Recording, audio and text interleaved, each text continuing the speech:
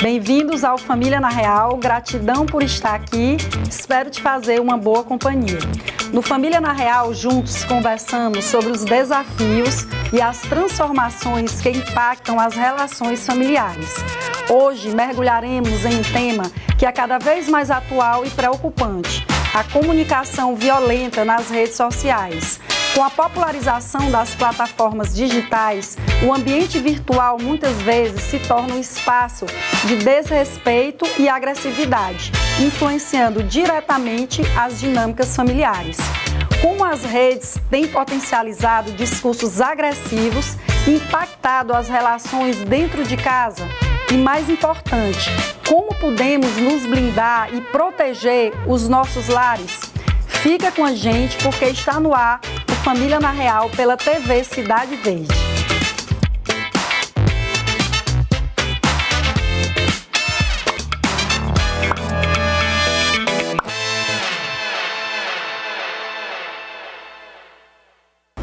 Para discutir tudo isso, tenho a honra de receber um querido colega e excelente profissional, Dr. Alexander Mendes, advogado, mediador de conflitos e professor, que traz reflexões valiosas acerca do impacto dessa comunicação no cotidiano familiar. Obrigada pela presença, Dr. Alexander. É uma honra, uma alegria tê-lo aqui. Dr. Alexander é um colega de profissão e um amigo querido, que já foi meu professor, inclusive, de mediação. Já fiz um curso com ele, imersa nesse assunto, que ele é expert, referência, o que dirá no Brasil e não no Piauí, e é um profissional que eu tenho muita admiração. Muito obrigada pela atenção, pelo cuidado de estar aqui, por ter prontamente aceito o nosso convite, doutor Alexandre. Seja muito bem-vindo ao Família na Real. Eu estou muito feliz em estar aqui com você, dizer que eu também fui seu aluno, né? A dialética da vida, da importância, né? Você assistiu um curso de mediação e eu assisti um curso de Direito de Família com você, né? Fiquei encantado com o curso maravilhoso, e estou muito feliz em estar aqui. Parabenizar pelo evento, pela iniciativa, e uma oportunidade que eu acho que as famílias precisam disso. A gente precisa dialogar sobre a importância das relações familiares, com uma pergunta: como é que vai a família, né? Isso. E eu acho que o programa nada melhor do que isso, né? Exato. A gente tem, assim, a felicidade, doutor Alexandre, de a TV Cidade Verde ter abraçado esse projeto nosso, de trazer o direito das famílias e muitas outras ciências afins que conversam com o direito das famílias para esclarecer à sociedade diversos temas e direitos que nós somos tão carentes hoje, que muitas vezes a gente não toma uma decisão, ou a gente tem um conflito em casa, ninguém melhor do que o senhor sabe, você, desculpa, vou lhe chamar de você, antes de você brincar comigo, porque desconhecem os seus direitos. E hoje a gente quer trazer um tema aqui importantíssimo, super atual, que tem a ver com a comunicação nas redes sociais. E eu já quero adentrar aqui a primeira pergunta, que eu selecionei aqui uma série de dúvidas que eu acredito que seja do seu meio, né, de prática, doutor Alexander. Como é que você define a comunicação violenta e por que ela tem se tornado tão frequente nas redes sociais? Porque às vezes o violento para mim não é para você. Então por isso que a gente quer conversar sobre isso. Pronto. Depois que a gente dialogou sobre esse nosso bate-papo, o que foi que eu fiz? Eu peguei alguns influencers e eu peguei influencers que tinham mais de 100 mil seguidores. Então eu vi as postagens deles e num segundo momento vi como essa audiência deles se manifestava com a comunicação deles. Dois dos influencers, eu coloquei alguns trechos, peguei alguns posters que tratavam de uma comunicação violenta, quando eles se referiam a alguma pessoa de forma depreciativa, de forma violenta mesmo, criando uma forma pejorativa da outra pessoa. Então ali é uma comunicação violenta. O que é uma comunicação violenta? Tem uma palavra-chave: desrespeito.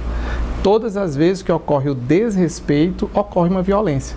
Por quê? Porque nós temos vários instrumentos jurídicos e não jurídicos para tratar quando alguém fala algo errado, ou mal educado, ou violento contra você.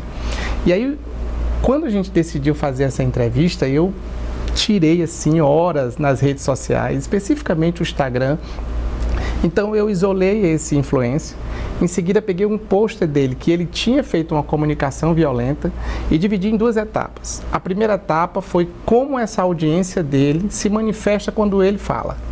E logo em seguida os comentários foi na mesma proporção do influenciador. E o que foi mais grave que eu observei, Rosa, é que além daquele telespectador, que a gente chama, né, de seguidores, eu gosto de chamar de sujeitos passivos. Então, além dele ter feito um comentário no post embaixo, ele replicou a mesma forma de comunicação nas redes sociais dele. E aí eu estou chamando isso de violência espelhada. Por que é uma violência espelhada? Porque ele pega de alguém, ele não tem a maturidade, porque normalmente quando a gente segue alguém é porque a gente admira, porque a gente gosta, a gente se identifica, a gente tem um pertencimento ali nas relações com essa pessoa. Então, nesse momento, olha o que acontece. O comentário foi imediato, isso para agradar o influenciador, a celebridade. Mas ele republica isso nas redes sociais na mesma proporção da comunicação violenta feita pelo influenciador. E o que isso impacta? Ora, se eu tenho uma celebridade que eu tenho maior respeito e ela utiliza uma comunicação violenta, ali no Instagram dela eu ratifico quando eu comento, mas depois eu publico no meu, eu estou publicando, republicando, eu estou espelhando essa violência. E a questão das redes sociais é porque ela tem uma força incomensurável. Nós não temos como mensurar a dimensão de um ato de violência desse. Sim. E aí isso afeta, primeiramente, as pessoas. Segundo, o entorno dessas pessoas. Terceiro, a família. E o quarto, a sociedade. É indubitável que qualquer ato de comunicação nas redes sociais, ele vai obrigatoriamente passar por uma instituição chamada família. Eu sei que esse termo instituição, muitos doutrinadores não gostam, eu estou botando aqui para ficar mais fácil, só para que a gente possa entender a gravidade que é exatamente essa comunicação violenta. E aí, onde entra o estudo do direito das famílias? No momento que eu vejo uma comunicação violenta uma vez, eu tomo um espanto. Quando essa comunicação se torna segunda, terceira, quarta, 15ª vez, isso se torna natural. E quando se torna natural para mim, a tendência é eu multiplicá-la nas minhas relações interpessoais. E aí essa comunicação violenta eu trago para dentro de casa. E quando eu utilizo essa comunicação dentro de casa, a família ainda não está acostumada com isso, e aí entra um choque de interesses, de posições, de questões, e traz o conflito para dentro de casa. Então, Alexandre, você tocou em 2 pontos muito preocupantes, que nós vamos perpassar aqui por vários aspectos dessa comunicação. Mas eu vejo também a questão, primeiro, do desrespeito, como você colocou, que é uma das formas de comunicação violenta. E a segunda que eu vejo também muito preocupante é a questão da intolerância, né? Que também eu acredito que seja até uma das formas de desrespeito, né? Mas eu quis pontuá-la porque hoje o que a gente vê muito são pessoas que, por intolerância, por não aceitarem o pensamento da outra pessoa, por não pensarem como você, elas de alguma forma estão ali se comunicando de forma violenta. E a outra questão também que eu queria tocar são essas pessoas que hoje viralizam, vamos dizer assim, nas redes sociais. E são essas pessoas que são admiradas, que são mais do que admiradas, que são exaltadas muitas vezes, que os nossos filhos estão admirando, às vezes até por não falar nada, como foi aquela advogada no avião, que simplesmente por estar calada, hoje ela está fazendo campanhas no Brasil, enfim, monetizando a atividade dela. E é isso que a gente tem que ter muito cuidado hoje, é isso? Entendo. E aí entra naquilo que a gente tinha dito no início, que é exatamente qual é a proporção de uma comunicação violenta nas redes sociais e qual o impacto disso para a família, né? Então esse exemplo que você deu lá da moça do avião é um exemplo típico disso. Sim. Nós não temos uma dimensão, por quê? Primeiro pela velocidade, segundo pelo alcance. O alcance, por ele ser espelhado, ele sai de uma pessoa para outra. Eu peguei esses influencers de 100 mil, mas eles têm pessoas, seguidores, que também têm 50 mil. Então, o que é 100 mil se transforma em 150. Sim. E vai na ponta com mais 10, quer dizer, você não consegue entender esse alcance. E o que é perigoso? E aí a família tem que estar bastante atenta. é não tornar essa comunicação violenta um ato comum, um ato coloquial. As redes sociais, elas na verdade têm 3 eixos principais que trazem atenção. O primeiro é a riqueza. Tudo que envolve riqueza nas redes sociais chama atenção. Se é um cantor que ele ostenta poder, riqueza, viagem, beleza, e tudo isso está associado a uma atenção. A segunda coisa que atrai a atenção nas redes sociais está ligado exatamente ao humor.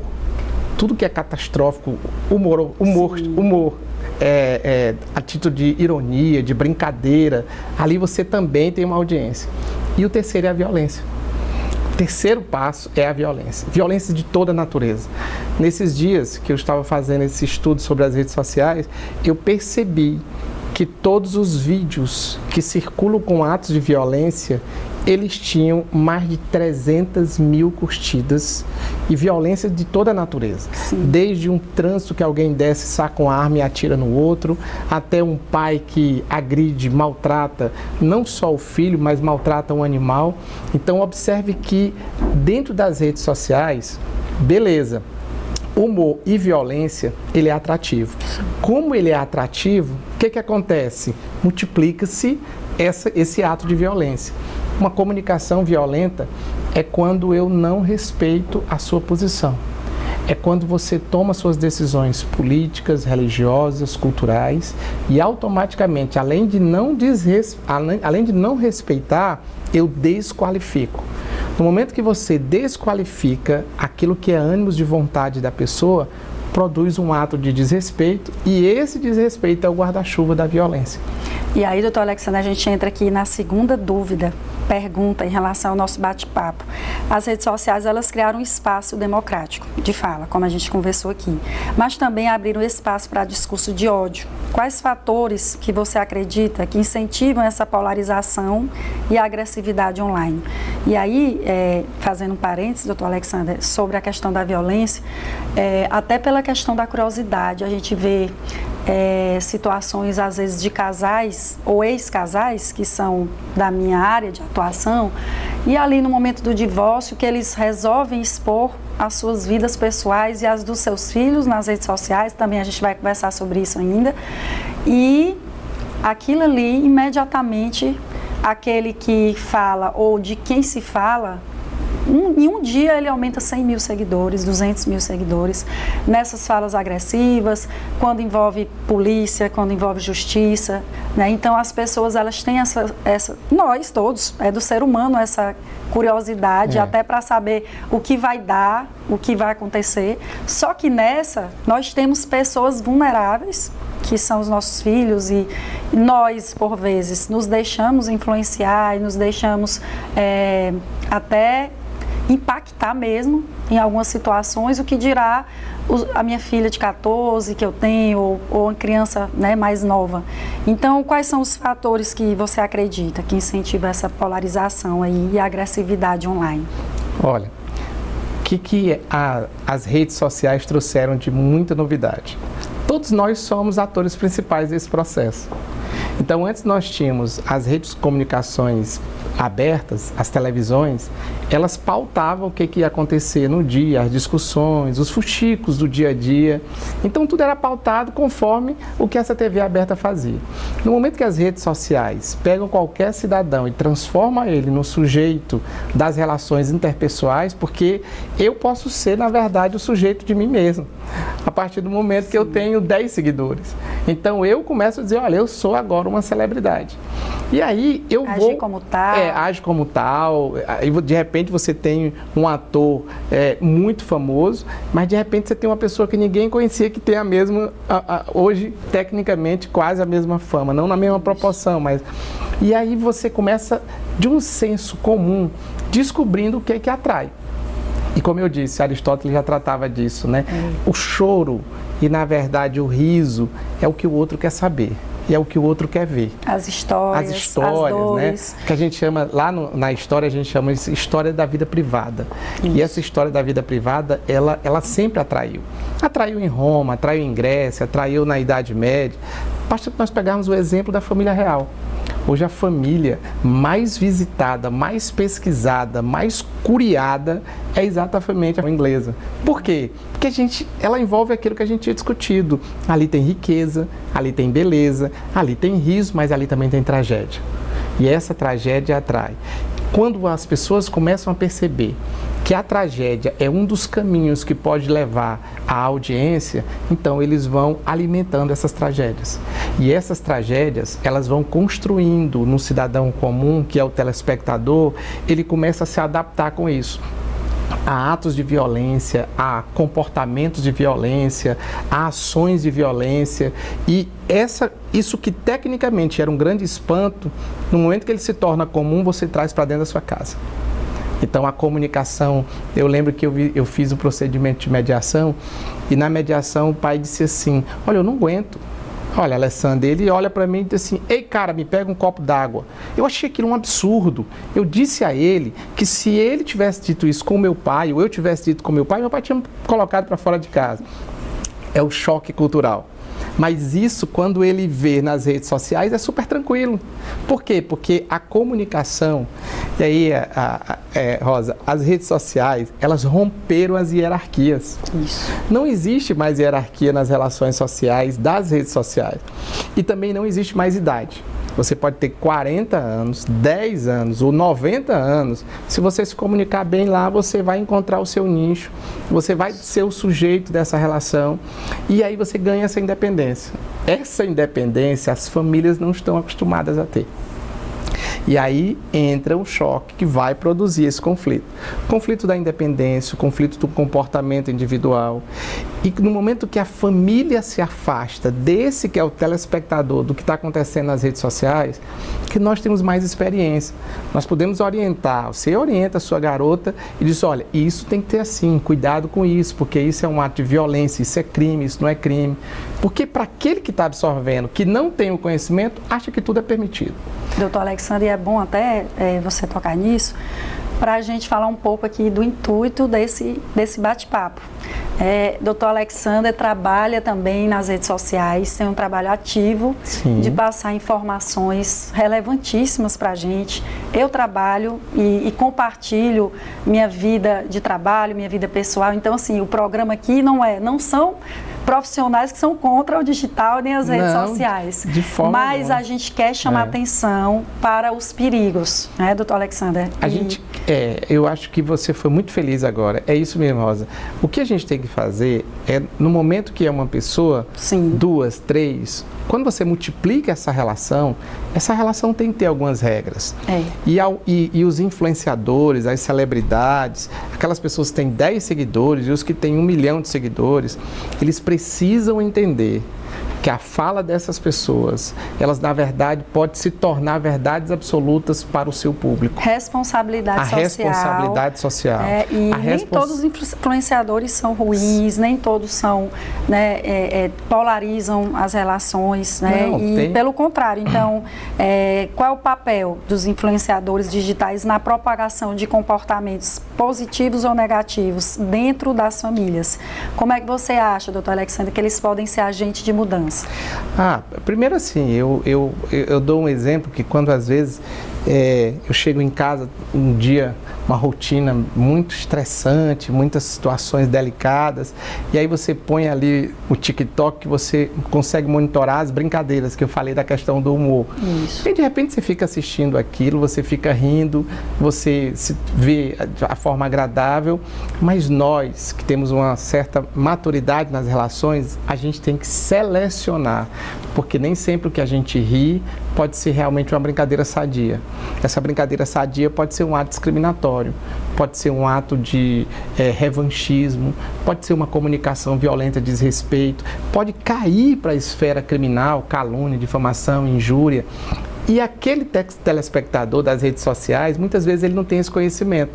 Então ele absolve o que o influenciador diz, ele torna isso verdade e ele multiplica. Isso. E aí eu acho que assim, nesse momento, a gente precisa rediscutir o papel do influenciador. Uma coisa é clara, já existe essa profissão.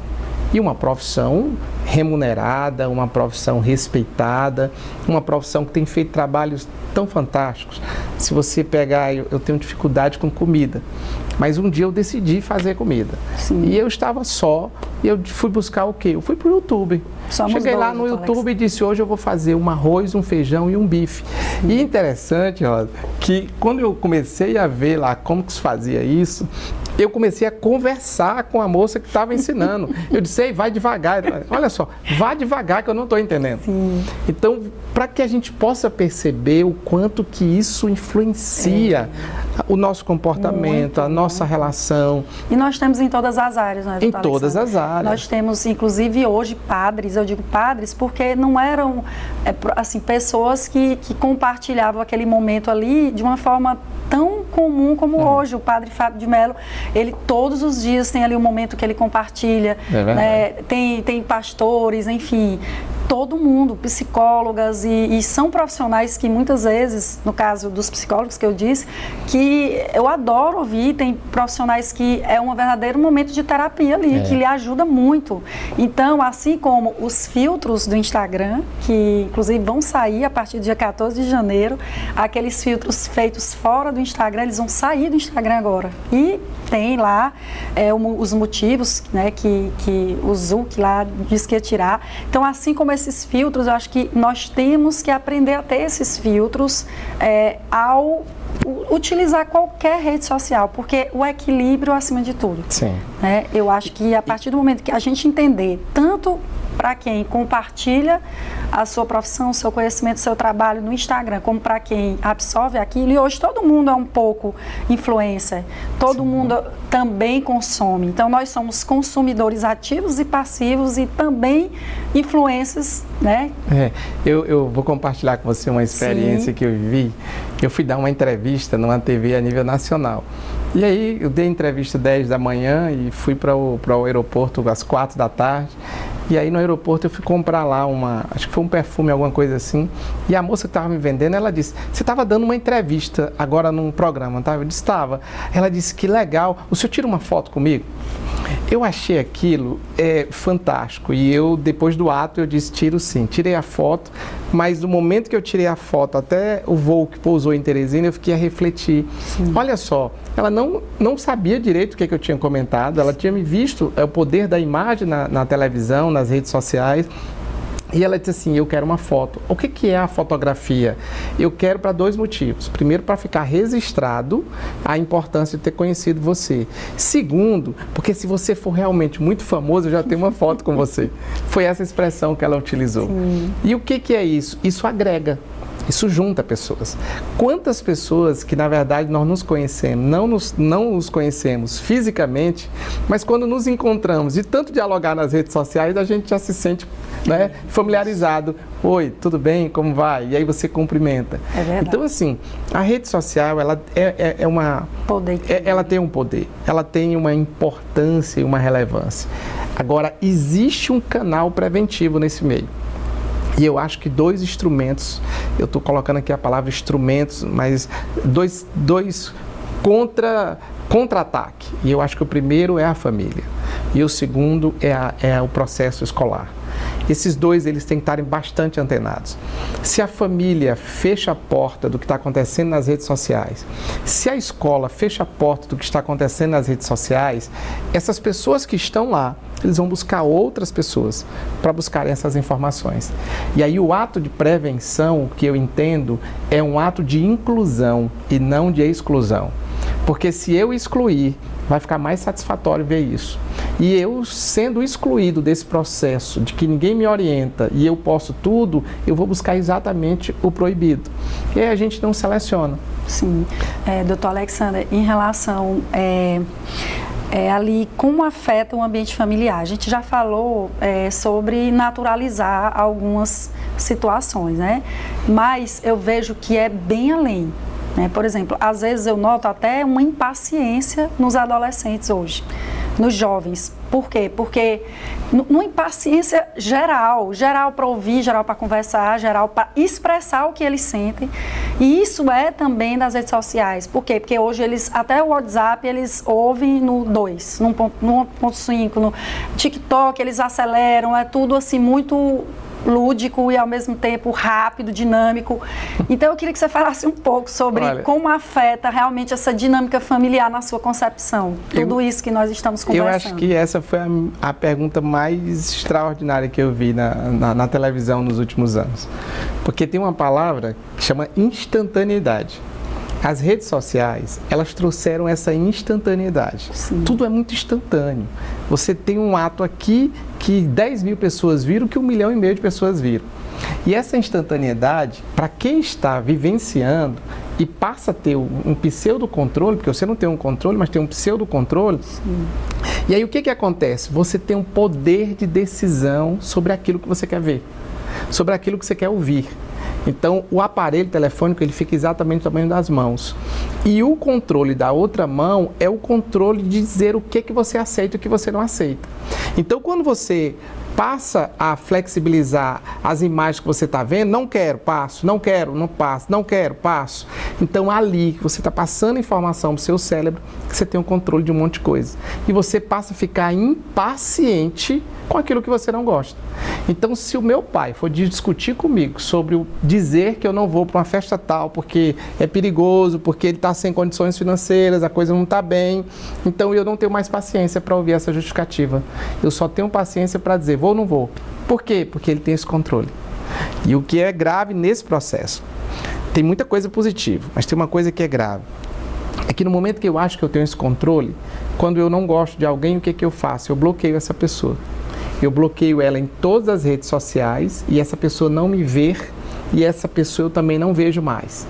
Mas aí nós estamos impedindo que a pessoa tenha a maior experiência de crescimento da vida. Aprender a lidar com os contrários. Já imaginou nós, advogados, não sermos treinados para ser contrariados?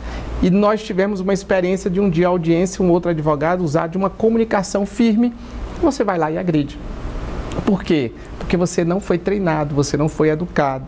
Então, o risco de ter esse pseudo-controle é de não ter a habilidade depois para lidar com as pessoas que nos contrariam. Porque a vida, ela é contrária a nós. Na verdade, nós não temos esse controle na vida real, mas eu tenho um controle na vida das redes sociais. Eu controlo aqui. E quando eu quero levar isso para a minha vida real, eu não consigo. E aí há os famosos confrontos pessoais. Esses confrontos pessoais, eles geram turbilhões exatamente de animosidades. E quando as pessoas não têm maturidade para entender o que está acontecendo, elas sofrem. E esse sofrimento gera outros tipos de situações delicadas, desde a ansiedade, da depressão e coisas muito mais graves. Isso. Então, veja o universo que nós estamos, da importância das redes sociais. Eu não estou falando aqui em momento algum de controle de rede social. Eu sou totalmente contra essa história do controle. Mas é inegável que deva existir um ato preventivo de esclarecimento do que é permitido e o que não é. Porque senão a gente acha que a gente pode tudo. Temos leis, inclusive, quase em publicação, muitas coisas, né, doutor Alexandre, porque é um mundo muito novo. Mas, doutor Alexandre, é tão preocupante que eu vejo essa questão de não ser contrariado, ou seja, a maturidade, a evolução pessoal e até a questão do controle sobre o assunto.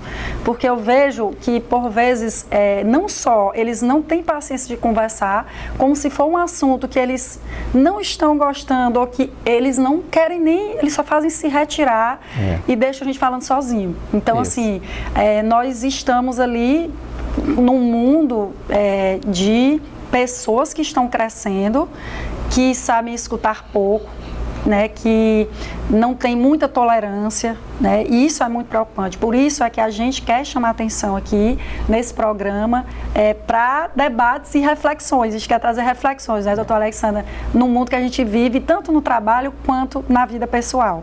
E aí a gente queria concluir esse bloco aqui, doutor Alexandre, falando sobre o que diferencia um debate saudável de uma comunicação violenta nas redes sociais. Parece bobagem, mas eu acho importante a gente aí aí delimitar isso. E como é que pode influenciar a convivência dentro de casa?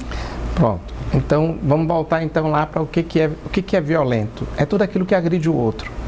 Violento é tudo aquilo que deixa o outro constrangido, humilhado, rejeitado, agredido. Então, isso é violento. Então, se essa violência na comunicação, quando ela é dita pelo emissor, é preciso que a gente entenda, toda comunicação, você tem um emissor e você tem um receptor. O emissor é quem fala, o receptor é quem recebe a mensagem. E a gente utiliza um canal, seja Instagram, WhatsApp, seja telefone. Então aqui ela é uma informação. Isso, na verdade, é o próprio Aristóteles que já deu esse conceito. Isso aqui é uma informação. No momento que eu retorno essa comunicação, então aqui, se você diz algo e eu absorvo, é informação. Se eu simplesmente dialogo com você, então é comunicação. Então a comunicação ela é dialética. Só existe comunicação quando você fala, eu escuto, eu falo e você escuta, e a gente consegue interagir. Se eu tenho uma relação, aqui eu acho que 200 mães que estão nos assistindo agora, elas devem estar assim, responde a pergunta da Rosa, o que eu posso fazer para construir uma comunicação saudável dentro de casa? Eu fui professor de ensino médio durante 13 anos da minha vida, professor ali de terceiro ano e pré-vestibular. E é interessante... Mas, doutor Alexandre, o senhor vai só responder já, viu? Tá Nós vamos deixar aí, a gente vai para agora um rápido intervalo e no próximo bloco tem muito mais. Vamos tratar sobre a exposição dos conflitos familiares no universo virtual e saber que tipo de estratégia pode ajudar a blindar as famílias contra a comunicação violenta nas redes. Nós voltamos já, é só o tempo de você tomar água e um café.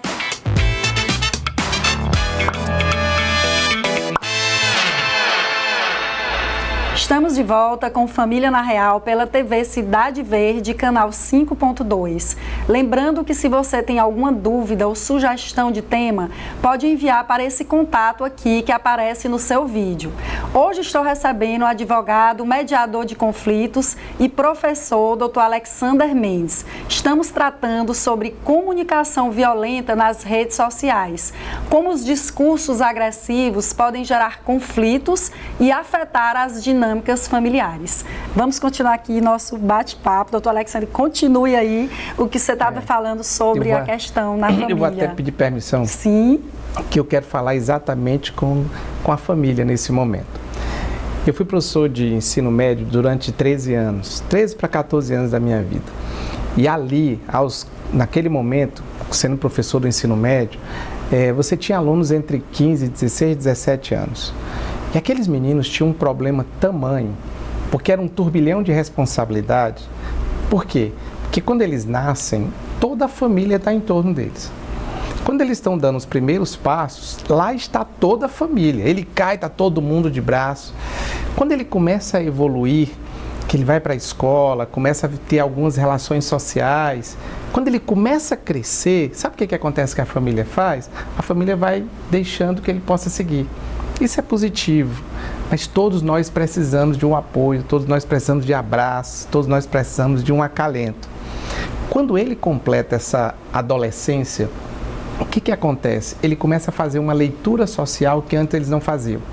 O meu pai, que era o herói, ele deixa de ser o herói, porque eu começo a ver outros pais ao longo da vida. A minha mãe, que era extraordinária, eu começo a compará-la, a relação dela com outras pessoas.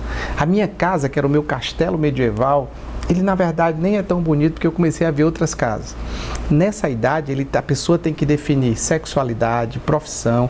Imagine que aos 15 anos, 16, eu tenho que definir a profissão que vai ser a profissão da minha vida. Aquilo que eu vou ser os últimos 30 anos. O que não passa no imaginário dessa pessoa. E adivinha o que acontece? A família não está com esse adolescente. Sabe o que acontece? O adolescente chega da escola 1, 2 horas da tarde e a família tem uma comida já pré-estabelecida. Naquele dia ele não gosta, ele só olha e vai para o quarto. Ele pega uma banana, pega qualquer coisa, ele sai 3, 4 horas da tarde e ele vai perdendo a comunicação com o ambiente familiar. E ele perde a comunicação por quê? Primeiro porque nem ele está se auto-entendendo, nem ele está auto-compreendendo. Ele está tendo uma jornada escolar que é coisa absurda. Nós estamos falando de 7 aulas por dia, de segunda a sexta, de segunda a sábado, domingo. Então, assim, eles estão cansados fisicamente, eles estão cansados por estarem redescobrindo o mundo, agora com uma outra leitura, chegando à maturidade. E nesta hora, eu vou pedir você, que é o responsável por esse adolescente, nunca faça comparação desse adolescente com outros adolescentes. Não compare ele com o seu sobrinho, com o outro filho, com o colega vizinho ao lado. Nós somos pessoas diferenciadas. Cada um, nós temos uma carruagem, um andar. Todos nós temos um DNA particular. E no momento que nós construímos essas comparações, nós geramos situações de extrema violência. Porque a gente termina na comparação colocando aquele que nós estamos colocando como sujeito da comparação inferiorizado. Ah, mas o seu irmão nunca me deu trabalho. Ah, mas o seu irmão fez o primeiro vestibular e passou. Ah, mas o seu irmão, a sua irmã, o seu vizinho, olha, os seus primos todos já estão fazendo isso. E esta comunicação, ela é de uma agressividade, de uma violência. E o que ele faz? Eles se isolam. E por que eles se isolam? Porque eles estão incomodados, eles estão infelizes, eles estão chateados, eles estão sendo incompreendidos. Aquele abraço lá de quando nós estávamos caminhando, ele não tem agora num momento mais crucial. Sim. E aí você pergunta, por que os adolescentes são tão diferenciados? Por que a comunicação dentro de casa não flui com muita naturalidade? Porque, na verdade, não existe também a escuta ativa dada pelos pais. Eu tive uma aluna que ela disse, professor, o senhor sabia que eu me tornei, ela usou essa expressão, abro aspas, eu me tornei mulher e depois de 3 meses a minha mãe descobriu isso. Fecha aspas. Eu disse, mas você não dialogou com ela? Ela disse, não, ela não me escuta o que eu estou dizendo. E aí, mais uma vez, eu vou voltar para a família. Existe uma diferença de ouvir e escutar. Ouvir é ter a sonorização externa, perceber que existe esse som, mas você não codifica. Isso é ouvir. E escutar é quando essa sonorização vem até mim e eu consigo entender, interpretar, sentir o que realmente está acontecendo. Isso é escutar. Por isso que a técnica é chamada de escutativa.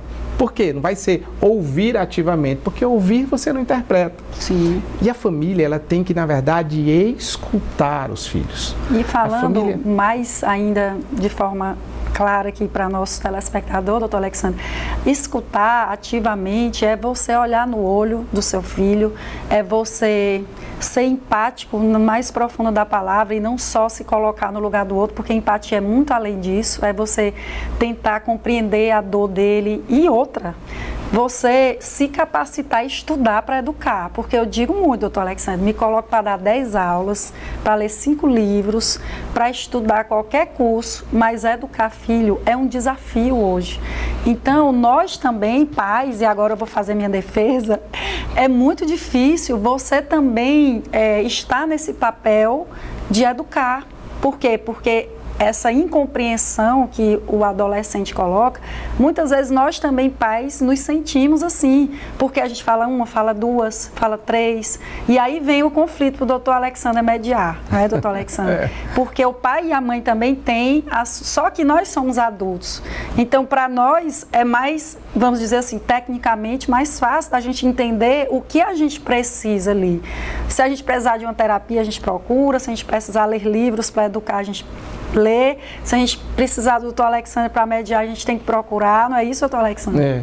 Tem uma coisa que é interessante, Rosa. Que eu quis trazer os dois lados aqui, que é o que você tem na sua profissão, no dia a dia, não é? E eu acho que foi muito feliz essa sua colocação.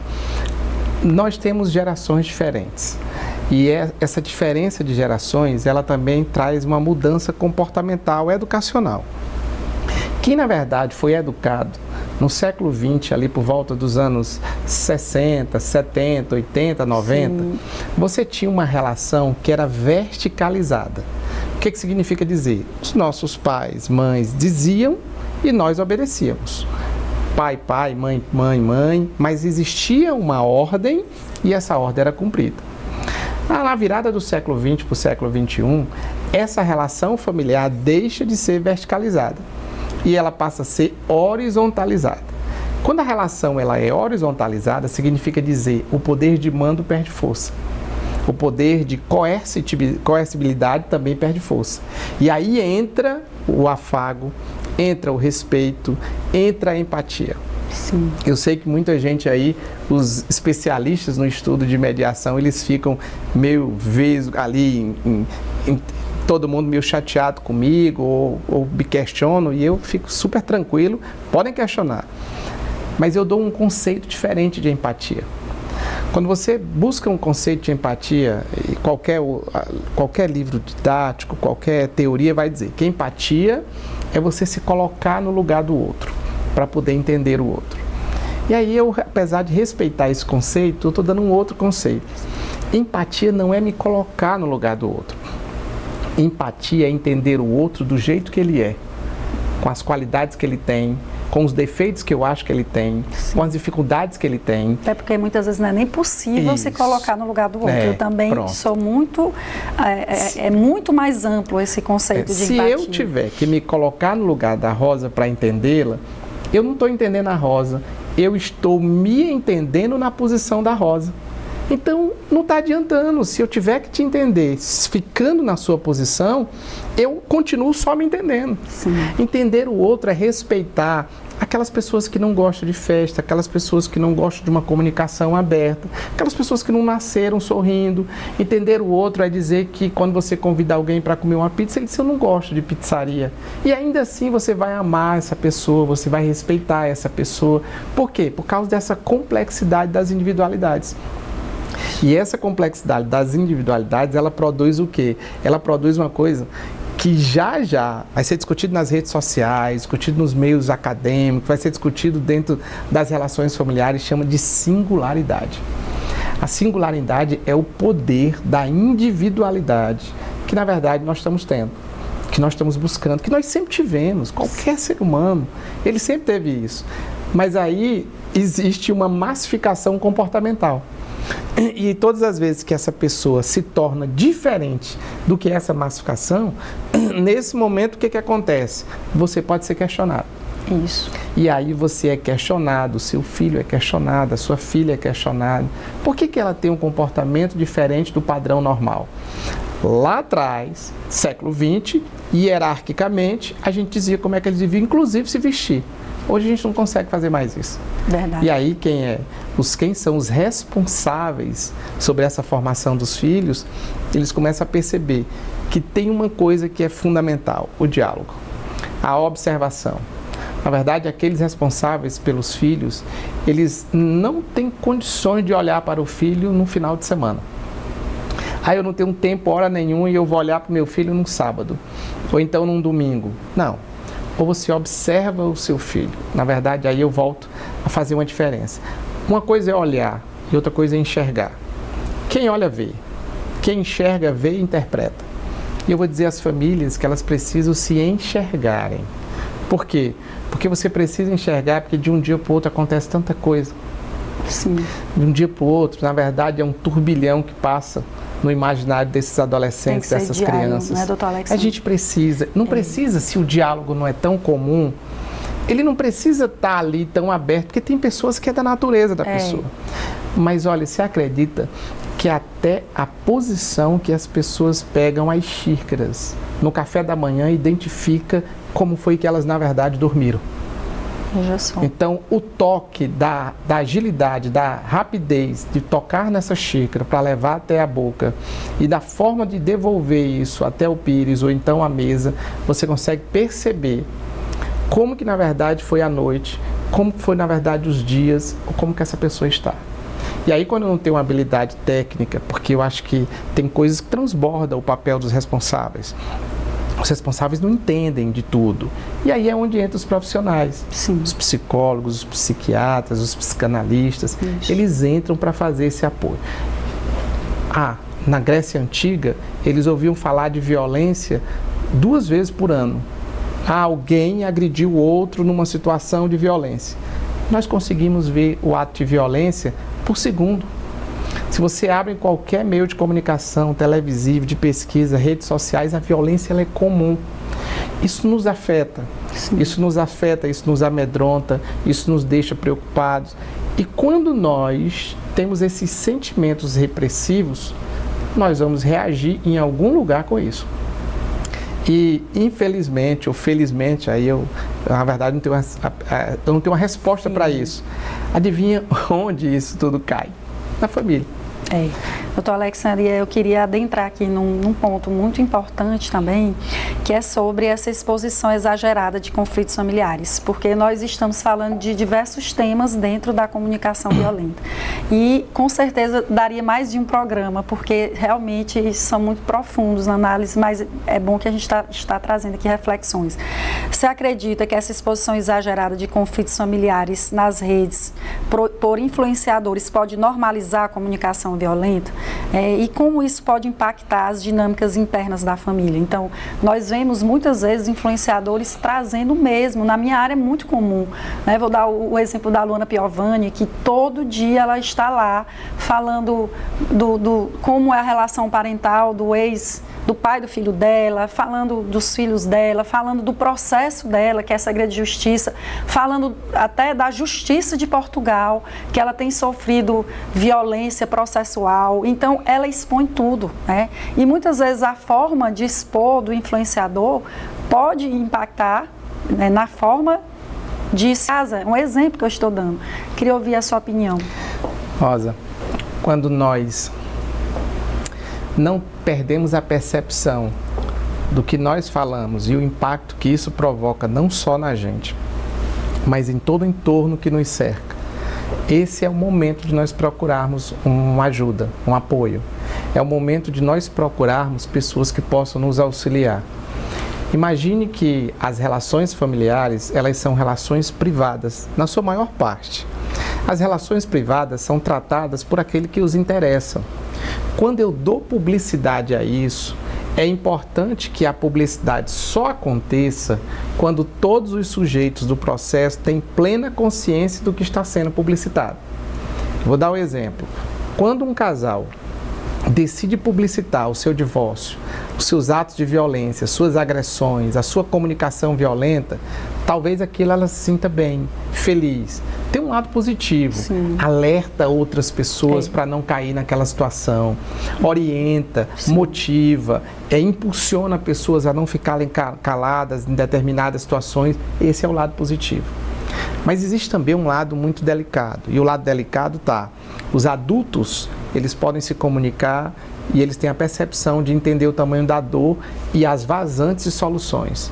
Mas de repente eu publicito isso e eu tenho um adolescente de 7 anos. E isso vai chegar lá na escola dele, porque o amiguinho dele está vendo as redes sociais, está vendo os jornais. A mãe do amigo dele vai dizer isso. E aí, como que isso é abordado dentro do ambiente que ele está? Ele não está preparado porque ele não tem as condições para a autodefesa. Ele nem tem a percepção do conflito como um todo. Sim. Então ele vai ser o quê? Ele vai ser uma chacota dentro da sala de aula. Por vezes ele nem sabe que está nas redes, porque os pais colocam fotos, vídeos sem autorização, porque na cabeça deles são filhos menores, eles podem colocar ali, porque são representantes daquelas crianças, mas quem é que sabe se no futuro aquela criança gostaria, ou se ela fosse adulta, de estar ali. Eu tenho o maior cuidado do mundo, minha filha tem 14 anos, mas eu acho que desde os 9 que eu pergunto se eu posso postar uma foto dela no Instagram, minha filha, e por bobagem, Feliz Natal, um Dia das Mães, minha filha, você concorda, se tudo bem pra você? Não, mãe, eu não quero. Pronto, eu respeito. Então, você imagina você publicizar conflitos de forma... E o mais preocupante, doutor Alexandre, eu já vi pessoas dizendo que iam publicizar aquilo porque a justiça não anda. Você já ouviu? Já ouviu? Já. Olha, o meu processo não anda, então eu vou fazer aqui pressão nas redes sociais e eu vou começar a falar que eu não vejo meu filho há 8 meses, que a decisão da juíza da guarda compartilhada não sai. Então, eu fico assim...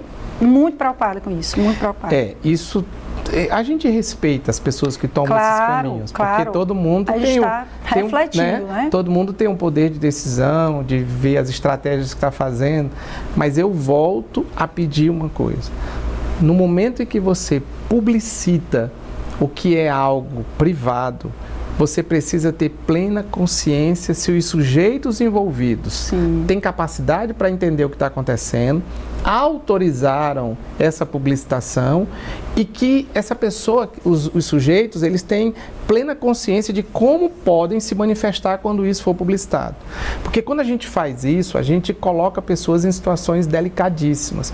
Eu vou dar um exemplo, a gente tinha um apresentador de um grande meio de comunicação, que ele faleceu, e aí o que aconteceu? O inventário dele gerou um conflito tamanho. Essa semana foi solucionado. A família decidiu, juntamente com os envolvidos, como é que seria. E aí todo mundo falando, não, a família do apresentador, o acordo foi feito, milhões para tudo que é lado. E eu comecei a observar o depoimento do filho dele. Ele falando disso, não, a gente vai fazer uma poupança para fulano que vai ser beneficiado. Mas ele suspirava, Rosa. Ele respirava e no final ele disse assim, ainda bem que acabou. Eu não consegui evoluir na minha vida enquanto esse problema não estava exatamente solucionado. Então você imagina que nós estamos falando aí de meio década. Nós estamos falando de 5, 6 anos. Sim. Então eu tive um adolescente adulto que ele não fez nada na vida esperando essa solução. E onde ele andava, as pessoas cobravam exatamente isso. Já foi solucionado? Olha o perigo que é uma publicização, na verdade, de assuntos de interesses privados familiares.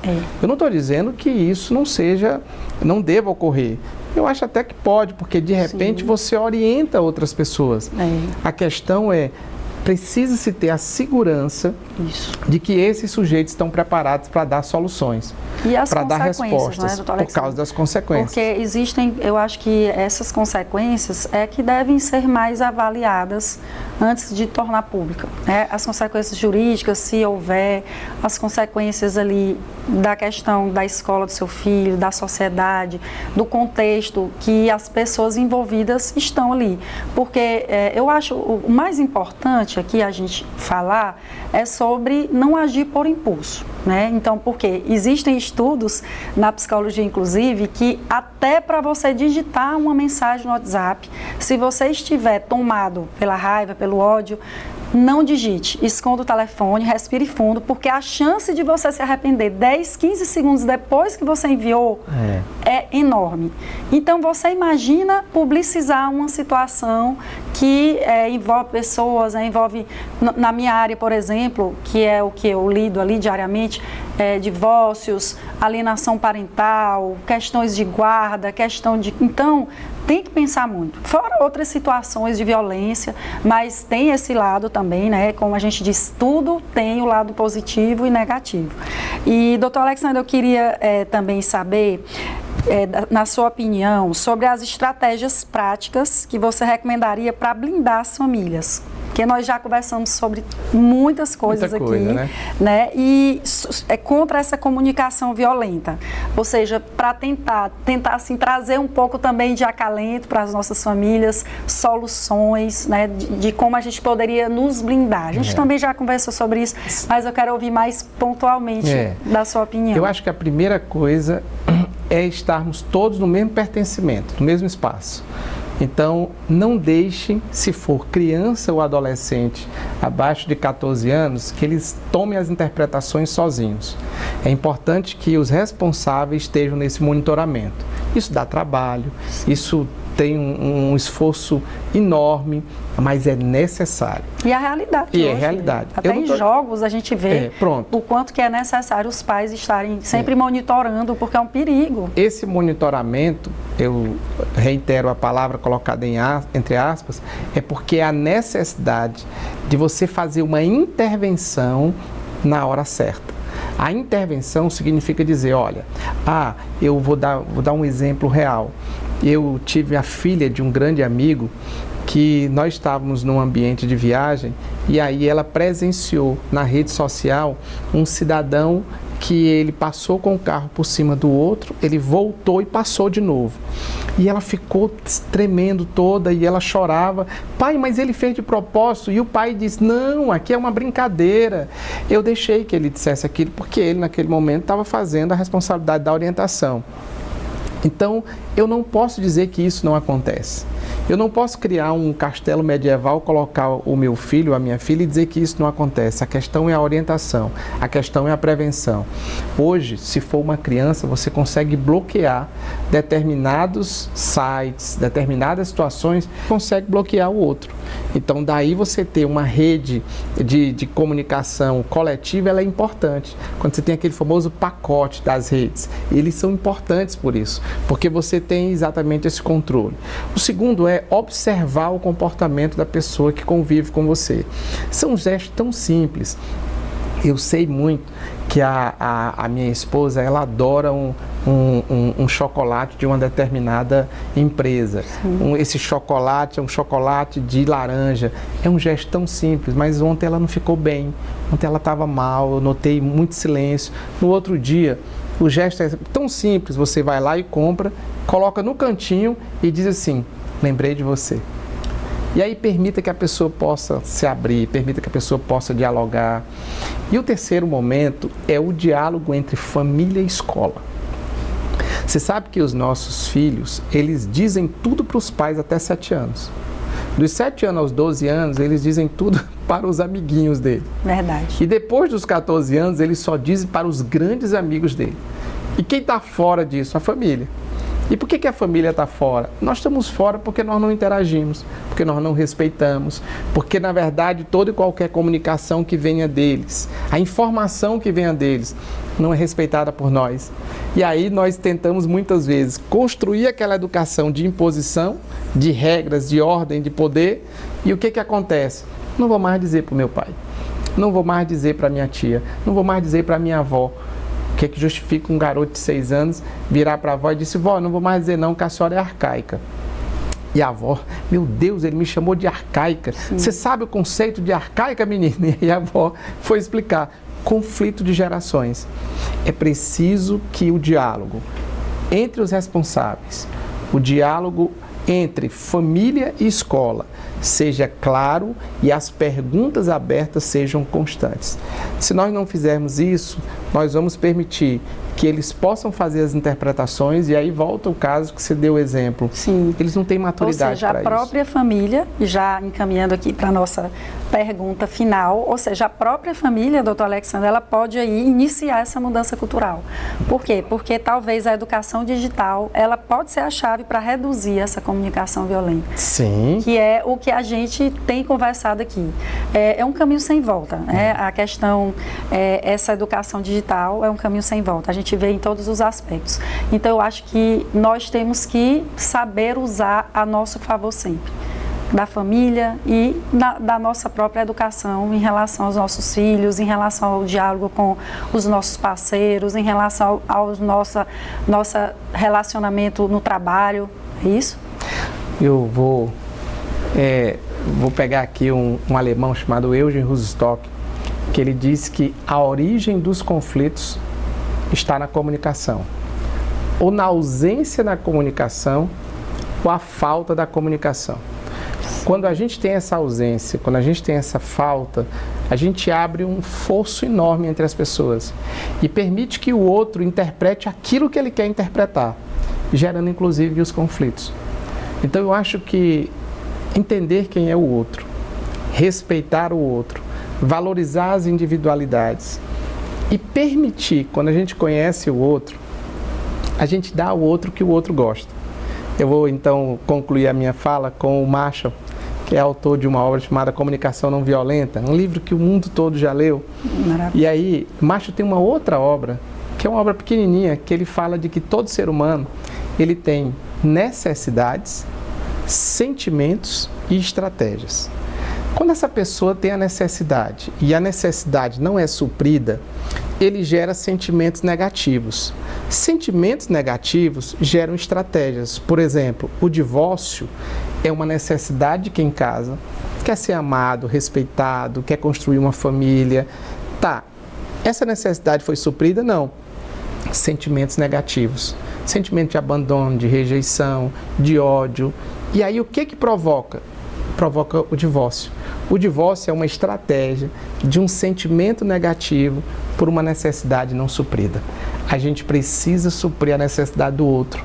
E a gente só consegue suprir se a gente olhar para o outro, perceber o que o outro gosta e dar a ele o que realmente ele quer receber. Este foi mais um programa Família na Real, onde exploramos um tema tão relevante para os tempos modernos: a comunicação violenta nas redes sociais e o impacto dela nas nossas casas. Mas do que nunca precisamos refletir sobre o poder das palavras, entender os desafios do mundo digital e buscar formas de nos blindarmos contra influências negativas. A comunicação começa no lar e as redes são uma extensão desse convívio. Que possamos usar a tecnologia a favor da empatia, do respeito e do fortalecimento dos nossos vínculos familiares. Obrigada, Dr. Alexander. Bate-papo maravilhoso, eu tinha certeza e com certeza o senhor vai voltar para a gente continuar esse assunto e muitos outros. Muito obrigada pela atenção e pela sua disponibilidade aqui conosco. Eu que agradeço e a satisfação foi minha, Rosa. E a você que nos acompanhou até o final, obrigada e até o próximo programa. E lembre-se, em toda família existe uma história a ser contada. Cuide bem das suas relações.